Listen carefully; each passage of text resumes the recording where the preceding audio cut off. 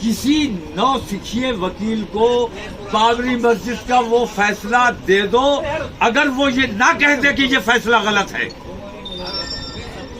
और इतना अंधा कानून, इतने अंधे लोग, इतने अंधे शासन और प्रशासन जो फाउंटेन और शिवलिंग में फर्क नहीं कर पा रहा है और उस झूठी बात के ऊपर वहां पाबंदी लगाता है, इलाके को सील करवाता है। इससे बड़ा अन्याय क्या हो सकता है? फाउंटेन राम मंदिर जो इस समय बनना है, सब पूरे मुल्क के बहुत अच्छी बात है, बनना चाहिए, बनाओ। आपने सब्र किया, बनाओ। उस राम मंदिर से कितने लोगों को रोजगार मिल गया, कितने देश में तरक्की हो गई, कितनी खुशहाली आ गई। ये तो हिंदू समाज को देखना है। मंदिर बनाओ, अपनी आस्था को तक़वियत पहुंचाओ, लेकिन देश का काम कुछ कर लो। अंधे और बहरे जब तक बने रहोगे, जब तक गूंगे बने रहोगे, मैं कहता हूँ इतने बुरा हाल है। नरेंद्र मोदी आज तक जबान क्यों नहीं खोली इन तमाम मामला में? हमने सब्र किया और अयोध्या के अलावा अब किसी भी धर्म स्थल को नहीं छेड़ा जाएगा। कानून बन चुका है। उस कानून के तहत, कानून की मौजूदगी में कानून के खिलाफ वो लोग काम कर रहे हैं जिन्हें कानून का पालन कराने की जिनकी जिम्मेदारी। अभी भी तो कानून के तहत ही काम किया जा रहा है। दोनों कानून ये कहता है पक्ष थे वहाँ पर। वीडियोग्राफी के दौरान दोनों पक्ष थे, मुस्लिम पक्ष भी था, हिंदू पक्ष भी था। देखिए, एक बात सुन लीजिए, हिंदुस्तान में बहुत सी ऐसी मस्जिदें हैं जो मैं ये मान सकता हूँ कि पहले मंदिर थी, आज मस्जिद हो गई, लेकिन वो मस्जिद किसी मंदिर तोड़ के मस्जिद नहीं बनाई गई, बल्कि पूरे इलाके मोहल्ले के मोहल्लों ने इस्लाम जब कबूल किया तो उन्होंने अपनी इबादत गाह को तब्दील किया।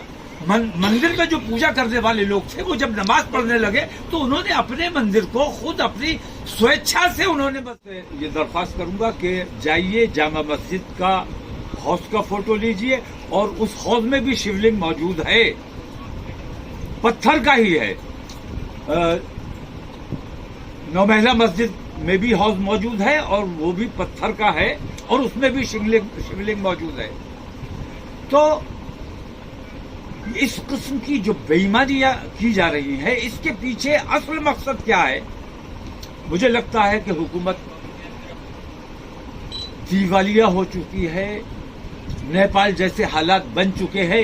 इस तरफ तवज्जो ना जाए, इस वजह से इस किस्म के मामलात में हिंदू और मुसलमानों को उलझाया जा रहा है। और अगर हिंदुओं में बेदारी नहीं आई, मैं अपने हिंदू भाइयों से अपील करता हूं कि इस मामले में आपको तवज्जो देनी चाहिए। आप लोगों को इसमें खामोश रहकर आप उस बेईमानी का समर्थन कर रहे हैं जो बेईमानी आज देश का धृतराष्ट्र कर रहा है। उस बेईमानी को उजागर करना, उस बेईमानी के खिलाफ लड़ाई लड़ना, अगर आप में इंसानियत है तो इंसानियत की बात करना वह आपकी जिम्मेदारी है। आपको इसके खिलाफ खड़े होना चाहिए। अगर देश को नुकसान पहुंचाना है, हिंदुत्व को नुकसान पहुंचाना है, हमारा कोई नुकसान नहीं हो रहा है। दुनिया आपको देख रही है। आपकी कौन सी आस्थाएं हैं? कौन सी आस्था है जो ये कहती है कि हनुमान चालीसा मस्जिद के सामने जाके पढ़ो? कौन सी आस्था ये कहती है? हनुमान चालीसा हिंदू को पढ़ना चाहिए, मैं कहता हूँ, लेकिन हनुमान चालीसा हनुमान जी को खुश करने के लिए पढ़ा जाना चाहिए। जितने भी प्रमाण मिले हैं ज्ञान माफी में अभी तक, उससे ये सिद्ध होता है कि ये मंदिर था और तोड़ के मस्जिद बनाई गई थी। अभी तक दीवालों पर जो पेंटिंग है उगरी हुई है, अंदर तहखानों में चीजें हैं। एक कानून बन चुका। मैं देखता हूँ आरएसएस की उन गहरी साजिशों में कई लोग ऐसे हैं जो मोहम्मद अली जिन्ना वाला रोल अभी भी किया जा रहा है कि सामने से वो दिखते हैं कि मुसलमानों के हिमायती है, लेकिन उनकी डोर कठपुतली की तरह काम कर रहे हैं, उनकी डोर आरएसएस के हाथ में है। ऐसे कई जिन्ना आज भी मेरी नजर में है। इसलिए मैं ये कहता हूं कि जैसे देश का बंटवारा उस वक्त किया गया जिन्ना को मोहरा बनाकर, ऐसे ही आज के मौजूदा कुछ जिन्ना इस्तेमाल किए जा रहा है। और उनकी बेईमानी की थी जिससे महाभारत से गुजरना पड़ा देश को। आज धृतराष्ट्र बेईमानी कर रहा है, खामोश बैठा हुआ है। देश का नुकसान होने वाला है, देश का नुकसान हो रहा है। प्रमोद कृष्णन तो कांग्रेस के नेता है। मैं सिर्फ दो ऐसे, एक हिंदू वो जो मुसलमान होने के बावजूद मुसलमान नहीं था, जिसने खतना नहीं कराई थी, एक मुसलमान एक हिंदू वो जो खतना करा के मुसलमान बन के आया था। गांधी जी क्या चीज, अगर ज्ञानवापी में मंदिर के पक्ष में फैसला आता है ज्ञानवापी वाले, मैंने कहा हम कोई अपील नहीं करना चाहते, हम कोई कानूनी चाराजोई नहीं करना चाहते। हुकूमत उनकी, पुलिस उनकी, ताकत उनकी, समाज उनका, अक्सरियत उनकी, आपके कहने से क्या होता है? लोग सुनिए, अदालत उनकी अदालत ने अगर ईमानदारी दिखाई होती बाबरी मस्जिद के सिलसिले में, जहां उन्होंने माना कि हमारी मिल्कियत है, हमारी मिल्कियत होने के बावजूद जब उनके सुपुर्द कर दी जाती है, तो आज मैं कैसे ये यकीन कर लूं? आप न्यायपालिका को सवालों के घेरे में, मैं न्यायपालिका को, हुकूमत को, हिंदूवादियों को, तमाम लोगों को सवालों के घेरे में ले रहा हूं। और मैं ये कहता हूं, सब्र करता हूं कि तुम्हें जो लेना है ले लो, तुम्हारे पास ताकत है, तुम्हारे पास हुकूमत है, तुम जो चाहो कर सकते हो। मैं कोई कानूनी चाराजोई करना चाहता हूं, ना किसी के सामने गुहार लगाना चाहता हूं, क्योंकि मैं ये जानता हूं कि एक सर्वोपरि शक्ति है जो सब कुछ देख रही है, जिसके हाथ में तमाम दुनिया का न्याय है, और वो न्याय की बड़ी गहरी साजिशें होती हैं।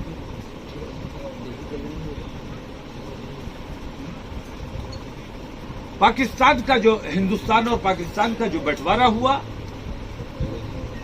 वो किसी मुसलमान ने नहीं कराया। मैं दावे के साथ कहता हूं, आरएसएस की गहरी साजिश थी हिंदू राष्ट्र बनाने के लिए। उन्होंने पूंजालाल ठक्कर के बेटे जिना का इस्तेमाल किया, और वो जिना, आपको हैरत होगी, हर मुसलमान सरकमसाइज्ड होता है, खतना होती है उसकी, मुसलमानियां होती हैं, आप लोग जानते हैं। कायदे आजम, जिन्होंने, जो मुसलमानों के इतने बड़े कायद थे कि उनके कहने पर देश का बंटवारा हो गया, उनकी खतना नहीं हुई थी। जिन्ना की खतना नहीं हुई थी, क्योंकि जब पूंजालाल ठक्कर, उनके वालिद, जब मुसलमान हुए थे, तब इनकी उम्र खतना के लायक नहीं थी। तो आरएसएस ने जिना का इस्तेमाल करके हमारे देश के टुकड़े करवाए। मुसलमानों का उसमें कहीं कोई कसूर नहीं है, और मुसलमानों पर आज भी पाकिस्तान का नाम लेकर बार बार दबाव बनाया जाता है।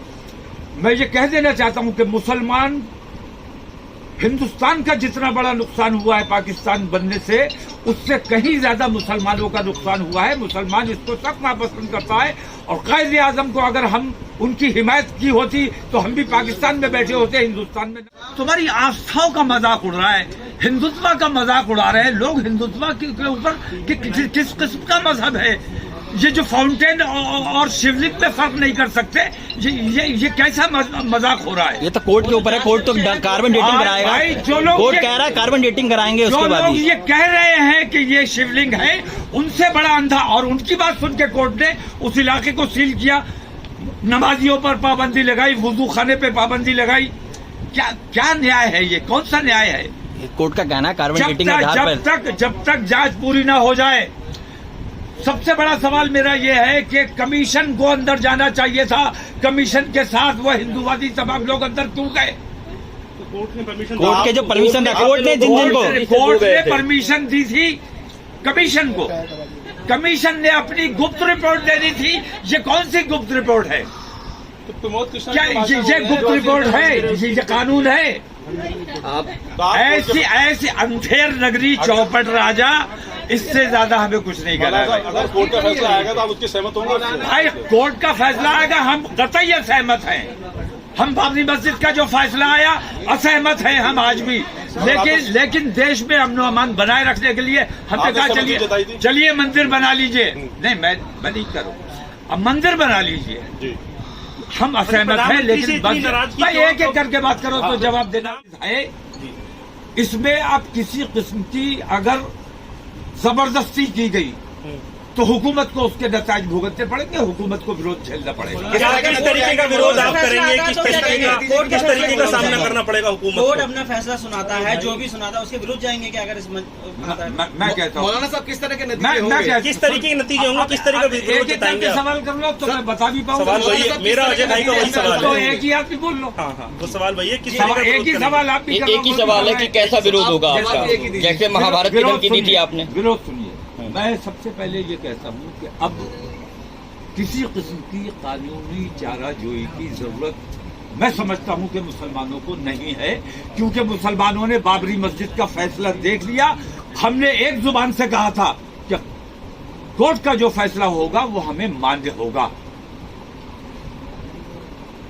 सुप्रीम कोर्ट ने हमारे अधिकारों को माना, हमारी मिल्कियत को माना, लेकिन हमारी आस्था को नहीं माना। उन्होंने उनकी आस्था को मानकर आस्था के आधार पर हमारी बाबरी मस्जिद उनके हवाले कर दी। हमने सब्र किया कि हमने ऐलान कर दिया था कि कोर्ट का फैसला मानेंगे। अब हम न सरकार के पास हाथ जोड़ने जाएंगे, न मैं अपील करता हूं तमाम लोगों से कि किसी कोर्ट में जाने की जरूरत नहीं है।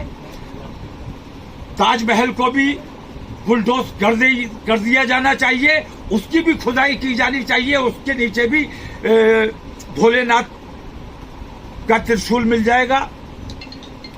कुतुब मीनार जो खड़ा हुआ है, ये लोग कह रहे हैं कि वो विष्णु स्तंभ है। मैं नहीं मानता कि विष्णु स्तंभ है, मैं तो ये कहता हूं कि ये शिवलिंग है जो इतना ऊंचा खड़ा हुआ है, वो भी शिवलिंग है। और जितनी मस्जिदें हैं, जिन मस्जिदों में तालाब बना हुआ है और उसमें फाउंटेन लगा हुआ है, वो फाउंटेन नहीं है, वो तमाम का तमाम शिवलिंग है। उन तमाम मसाजिद पर कब्जा करते हैं, करने दो। हत्तल इम्कान हमें ये कोशिश, हमें उम्मीद नहीं है कि हमें कोर्ट से बाबरी मस्जिद जैसा ही अंजाम होगा अगर हम कोर्ट में जाते हैं। मैं मुसलमानों से अपील करता हूं, कोर्ट में जाने की जरूरत नहीं है, सब्र करने की जरूरत है। सब्र करने वालों के साथ अल्लाह है, हक परस्तों के साथ अल्लाह है, और किसी किस्म की कानूनी चाराजोई करने से हमारा कोई भला नहीं होने वाला है। जितनी मस्जिदों में जाइए, अजमेर शरीफ की दरगाह पर कब्जा कर लीजिए, वहां भी शिवलिंग मौजूद है, हर जगह शिवलिंग मौजूद है। उन तमाम मस्जिदों पर, उन तमाम दरगाहों पर जहां तालाब है, जहां फाउंटेन लगा हुआ है, वहां शिवलिंग है, उन तमाम जगहों पे कब्जा कर लीजिए। जितनी मैं कहता हूं कहां ठहरोगे? ज्ञानवापी पे अगर हम खामोश हो जाते हैं, सब्र कर लेते हैं, उसके बाद कोई इंतहा तो बताओ, करना क्या चाहते हो?